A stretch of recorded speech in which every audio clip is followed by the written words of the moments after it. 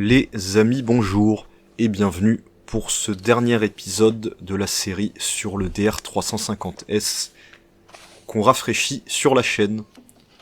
Aujourd'hui, on va s'occuper du démontage des dernières pièces d'habillage de l'échappement et quelques autres opérations avant de tout repeindre et de tout remonter. Donc c'est parti. On dépose ce qui reste à déposer, en commençant par l'échappement et les carénages.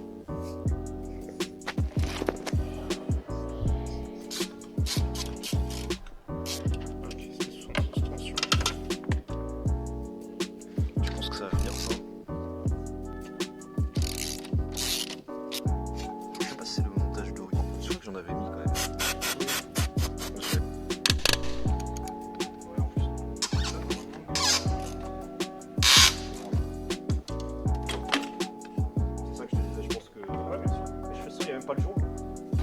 Ça aux abonnés, mec. Donc l'échappement est plutôt en bon état hein, pour le coup, mais on va quand même le remplacer à la demande du propriétaire. Ok, ciao. On a tenté d'extraire la vis cassée en soudant un écrou dessus. Malheureusement, sans poste à gaz, les soudures ne tiennent pas vraiment et donc ça ne fonctionne pas malheureusement, donc on va laisser en l'état.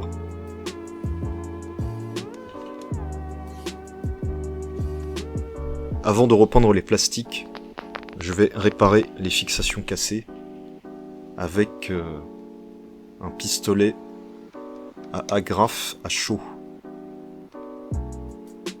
Concrètement, ça chauffe l'agrafe en métal, ce qui fait fondre le plastique et permet à l'agrafe de s'enfoncer là où on le souhaite, ce qui arme la structure en fait. Et c'est assez solide.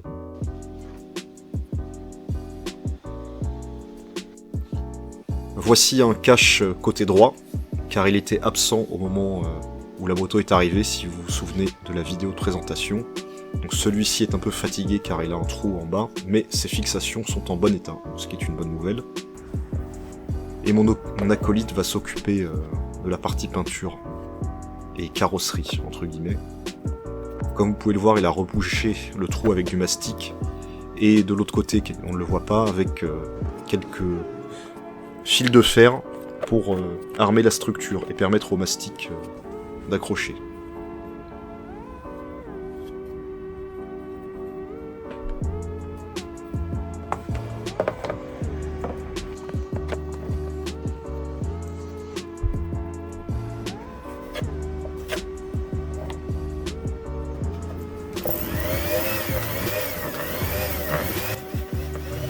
On vise un résultat correct. Pas parfait, évidemment, ce n'est pas le but ici. Mais ce sera bien mieux que ce que c'était en arrivant.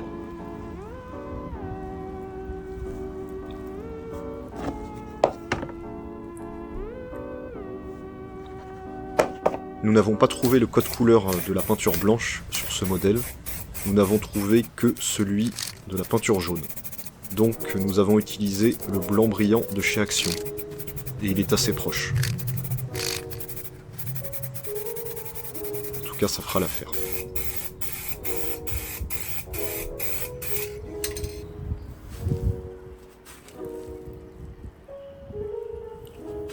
Nous n'allons pas vous montrer la peinture de tous les éléments, seulement quelques-uns. Ici, mon acolyte prépare les plastiques, car il va leur appliquer une céramique par-dessus la peinture et le vernis. Ça apporte une protection supplémentaire. Donc ce n'est que bénéfique.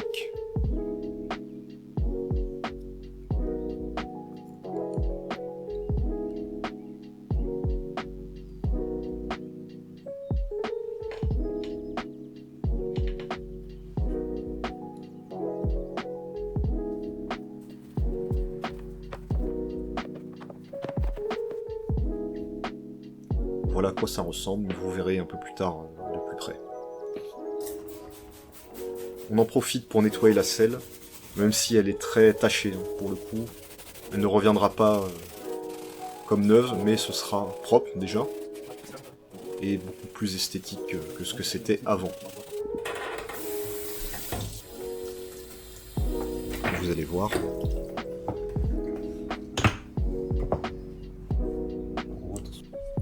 Ici, après nettoyage, on voit que la surface est mate et non pas brillante, ce qui est le cas quand un cuir est sale, à cause de la graisse qui crée un film qui renvoie la lumière. Ici, le revêtement est mat, ce qui montre qu'il est propre. Dans l'épisode précédent, j'ai changé le contacteur à clé et j'avais dit qu'il fallait changer toutes les serrures, donc ce qui inclut le bouchon du réservoir. Avant de le reposer, je le repeins car il était un peu fatigué, disons.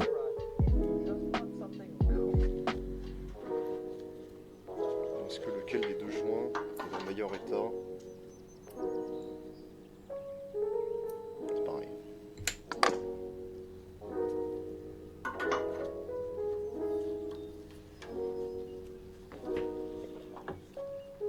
Et la moto a maintenant une clé qui fonctionne. Tesla, normalement ça marche aussi. Magnifique. On va remplacer, ou plutôt installer des clignotants car il n'y en avait pas quand la moto est arrivée. On lui met des clignotants LED. Hors caméra, on va remplacer ces clignotants à l'avant car la tige filetée dépasse de trop et gêne le tableau de bord. Mais le principe est le même. Et on a dû récupérer des supports de clignotants car ils étaient absents quand la moto est arrivée.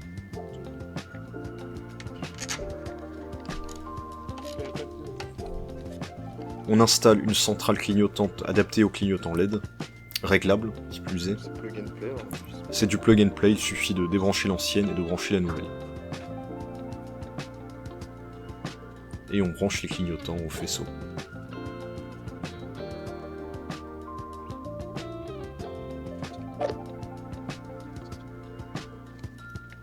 Les vis du tête de fourche supérieur sont serrées aux alentours de 25 Nm.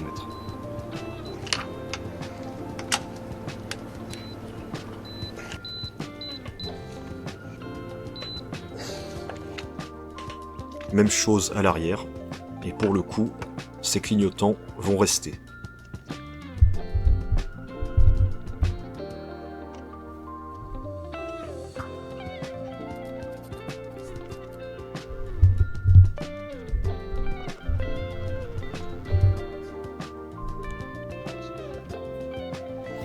On va faire quelques retouches de peinture sur le cadre, car comme vous pouvez le voir, il en manque à certains endroits.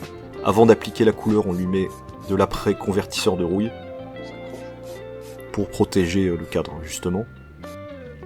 Et on applique la couleur. Donc ce jaune a le code RAL 1023. Il est très commun. C'est un peu un jaune chantier, si je puis dire. Donc on l'applique comme ça. Et on nettoie après les excès avec de l'acétate, rassurez-vous. Encore une fois, ce n'est pas une restauration, c'est un rafraîchissement, donc c'est un peu un cache-misère, mais en tout cas ce sera beaucoup plus esthétique que ce que c'était avant et ça protégera le cadre.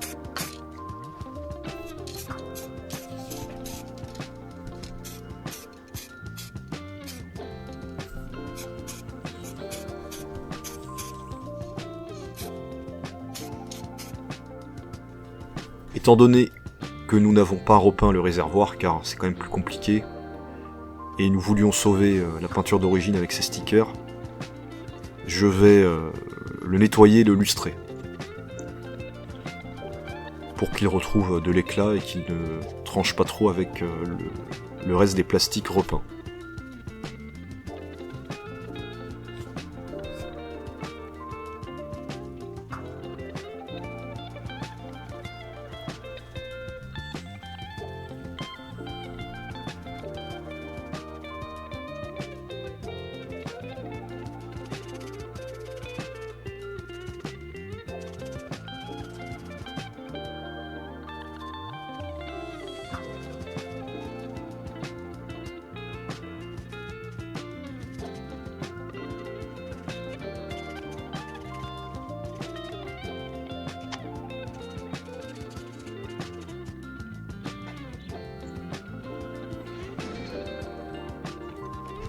Ici le réservoir propre avant correction. On voit qu'il y a des rayures, mais le blanc est une couleur qui pardonne beaucoup. C'est pour ça qu'on ne le voit pas trop. Cela dit, on va récupérer beaucoup de brillance après la correction. Je vais le faire à la main car la surface est limitée, autrement j'aurais sorti la machine.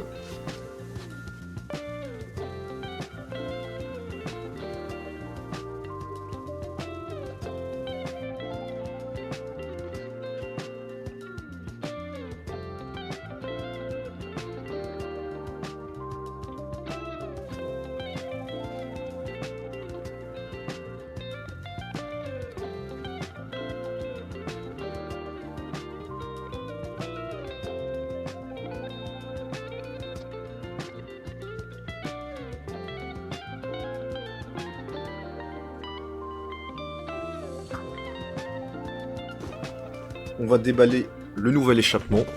C'est un échappement Dominator, le même que celui de mon acolyte.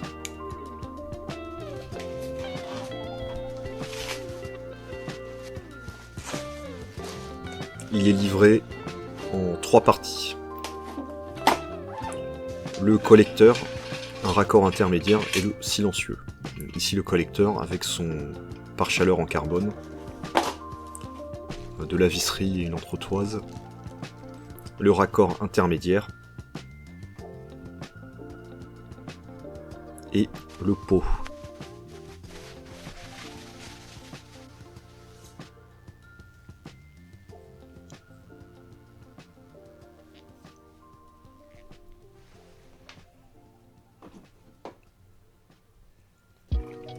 On repose le carburateur au passage et hors caméra on a changé la commande de gaz pour mettre le système avec les 2 câbles.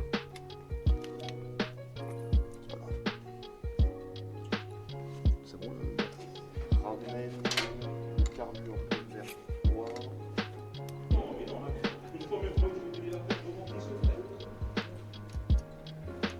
Ah, je sais pas trop ce que ça a donné. Je repose la tête de fourche repeinte. Elle est normalement tenue par 3 vis. Il en manquait une quand la moto est arrivée, mais j'en ai posé une hors caméra à l'avant. On passe à l'échappement. Je lui mets un nouveau joint.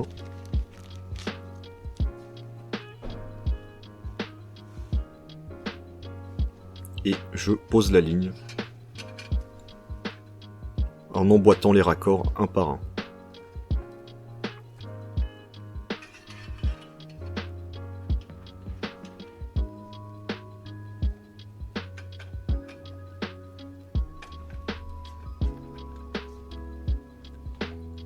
Je mets de la graisse cuivrée sur la vis, évidemment, sinon elle va se souder de nouveau dans la culasse. Et je ne la serre pas trop car il n'y a qu'une vis, malheureusement, et la plaque se met en travers autrement. Et voilà à quoi ça ressemble.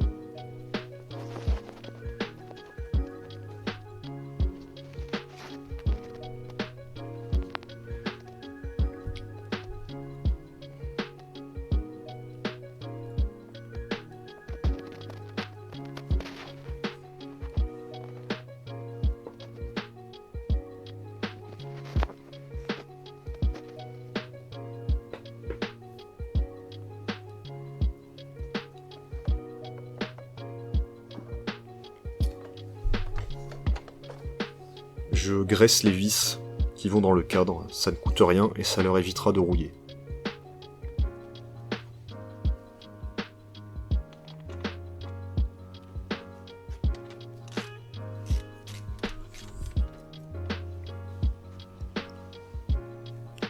Je repose le cache côté droit avec son scotch aluminium par chaleur pour ne pas qu'il fonde. Même si une ligne en inox génère moins de chaleur qu'une ligne en fonte.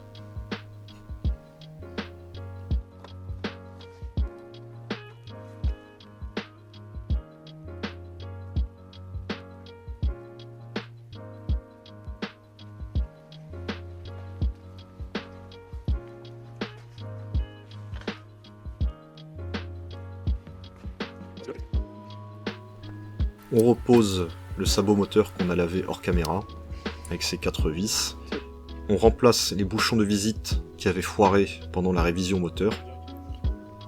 On graisse les filets au moment de les reposer pour ne pas qu'ils se soudent, justement, et on les serre très peu. En particulier le gros bouchon, juste ici.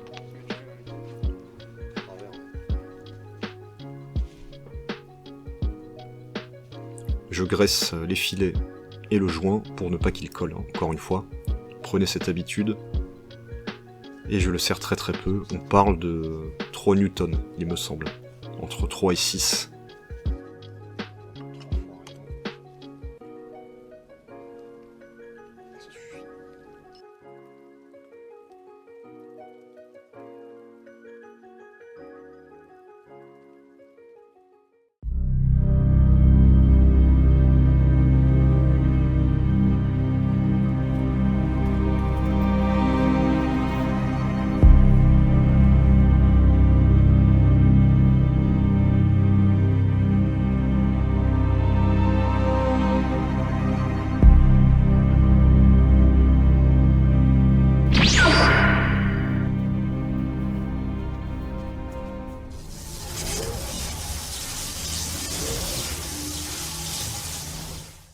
Wow!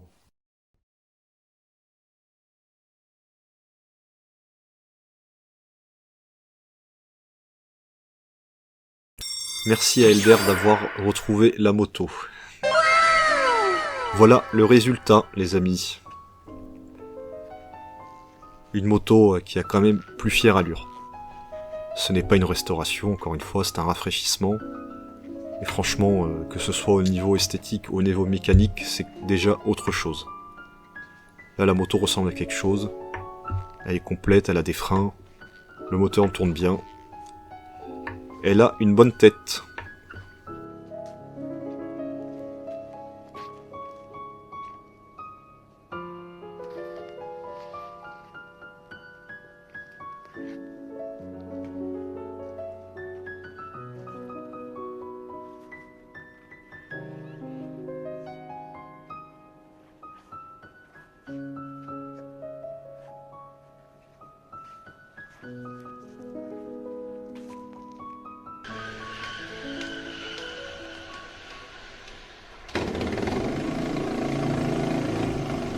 On a beaucoup essayé de la démarrer au kick, mais impossible, donc on a fait une poussette. Et elle démarre très bien, elle tient son ralenti directement.